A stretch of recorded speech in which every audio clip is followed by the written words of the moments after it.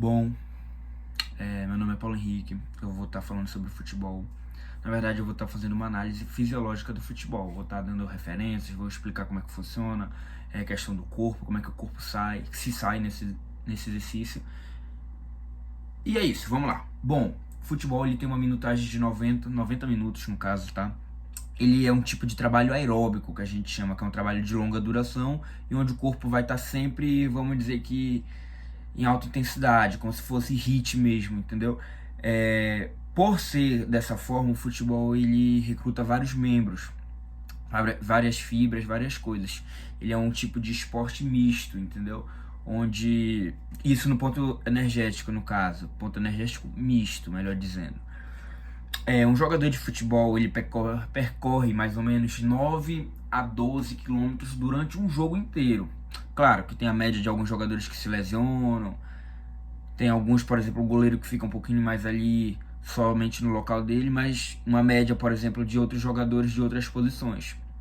É importante frisar, o futebol tem 11 posições, no caso então, são 11 jogadores em campo, tá bom? Sendo eles goleiro, zagueiro, lateral, volante, meio campo, meio atacante, atacante. Enfim, são várias funções dentro do futebol. Sendo que, apesar de ser um tipo de exercício aeróbico, o futebol ele tende a ser um exercício de maior parte do tempo ser de baixa intensidade. Por quê? Porque, como eu já disse, o futebol tem várias posições, 11 de cada lado no caso. Então é importante frisar que como tem 11 de cada lado, acaba que nem todos os jogadores estão envolvidos o tempo inteiro.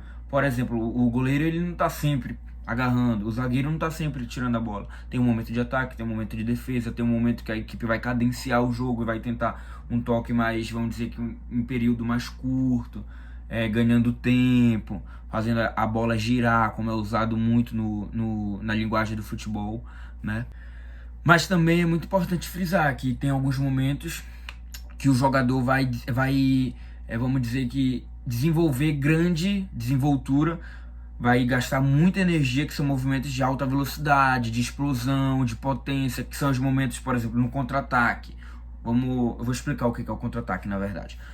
Uma equipe está atacando, tocando ali a bola, vai e dá um ataque. Nisso eles perdem a bola, não conseguem realizar o gol. A outra equipe ela vem com tudo para tentar um contra-ataque, que a gente chama, ela vai contra-golpear, vamos dizer assim, a equipe. E nesse momento, geralmente, quase que 99% dos casos, eles vão vir com o máximo de velocidade, e no caso os jogadores de velocidade, que são os laterais, os pontas, o próprio meio atacante geralmente tem uma velocidade boa.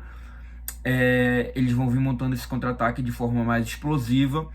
E aí são os momentos onde o zagueiro também vem correndo em alta intensidade, o zagueiro do outro time no caso, os laterais do outro time, os laterais do time que está atacando também vão agir em muita velocidade, vão tentar dar uns piquezinhos maiores, vão ter uma explosão maior. Então é muito importante que a gente tenha consciência de todo o cenário do futebol mesmo. Tá, em questão sobre condições climáticas do futebol, muito importante frisar. O futebol ele não tem uma condição climática, vamos dizer que exata. Por exemplo, só vai acontecer um jogo de futebol se tiver 30 graus. Só um exemplo, tá?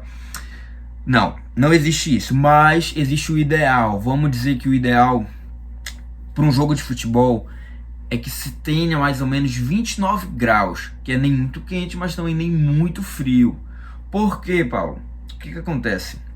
No jogo de futebol, quando está muito calor, as equipes, na verdade, elas tendem a ter um cansaço maior, um desgaste maior, onde vai dar cãibra, vai dar tontura, enfim, um desgaste corporal, físico e mental muito grande. Vamos dizer que o dobro do que teria em relação a um jogo de temperatura normal, tá? Muito importante, quando o jogo está muito quente, muito calor, acima de 30 e pouquinho, 32, 33 graus mais ou menos, os juízes e a equipe de árbitros, eles tendem a parar o jogo em 20 minutos, que é para o descanso dos atletas, um descanso de mais ou menos 2 minutos e meio a 2 minutos e 45 segundos, tá? Esse descanso é legal, onde o técnico vai reunir toda a sua equipe, vai conversar sobre pontos negativos e positivos, e também vai explicar sobre sobre como eles vão conseguir recompor essa energia já gastada no tempo anterior, né?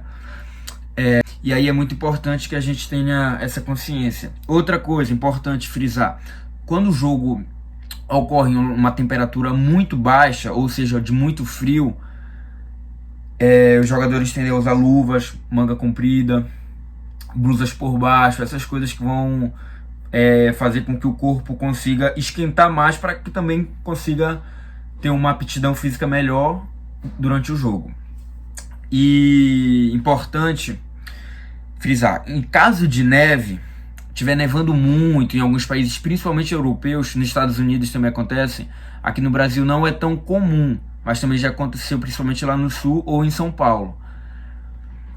Deu uma nevada, teve uma neve, o jogo perde a questão das linhas, que o campo de futebol ele tem várias linhas onde vai definir várias coisas.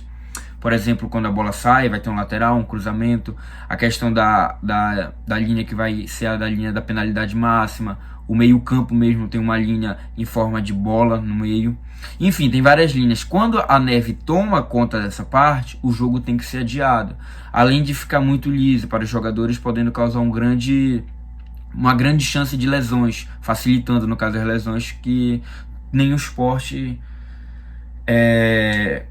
quer ver, nenhum atleta, nenhum profissional de fora, um preparador físico quer ver ninguém lesionado. Então, para evitar essas questões, e também por questões de demarcação de território ali durante o jogo, o juiz encerra essa parte.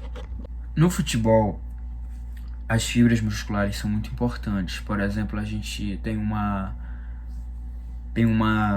vamos dizer que tem vários movimentos no futebol. Por exemplo, o chute, o cabeceio, muito importante.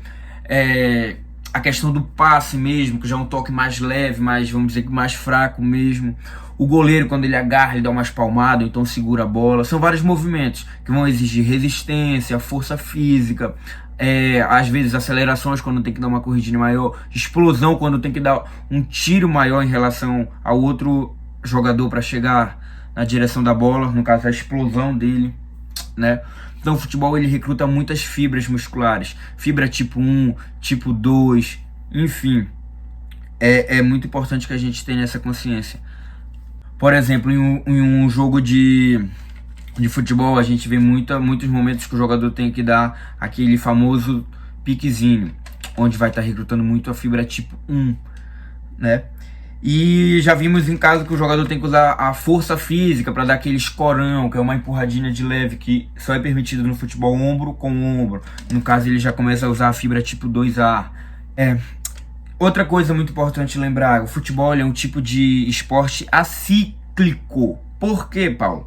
O futebol, ele não existe um ciclo, vamos dizer que perfeito. Por exemplo, a pessoa pode começar uma jogada correndo e no final acabar com o chute, ou seja, ela não volta para o início, ela não volta de novo para onde ela começou. Ou então ela pode acabar com um escorregão, pode acabar com uma roubada de bola do jogador adversário. Enfim, o futebol vai ter muita variante que vai exigir muito dos jogadores, fazendo com que não se tenha uma regra específica, a não ser em momentos específicos do jogo. Por exemplo, o pênalti tem que acabar com o chute. E importante, vamos dizer que o futebol ele tem diversos movimentos diferentes em momentos diferentes também. Outra coisa que é importante citar é em questão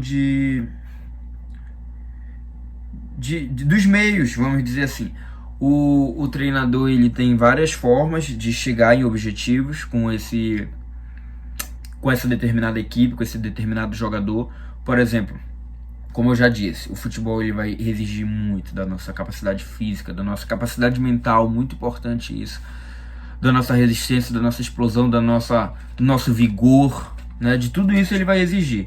Então, para isso, existem os meios onde o treinador vai trabalhar com os seus jogadores, com a sua equipe, de forma mais específica. Por exemplo, tem treinamento, vamos supor, em uma segunda ele vai treinar resistência, na terça ele já vai treinar um treino mais de finalização, que são os fundamentos básicos do futebol, e na quarta tem um jogo. Provavelmente na quinta os jogadores já vão realizar um descanso, Detalhe, pode até ter treino, mas é um treino mais tranquilo, um treino que não vai exigir tanto da força física, vai tentar recuperar, por exemplo, botar os jogadores em uma banheira de gelo, que vai recuperando em ação mais fisioterapêutica mesmo, entendeu?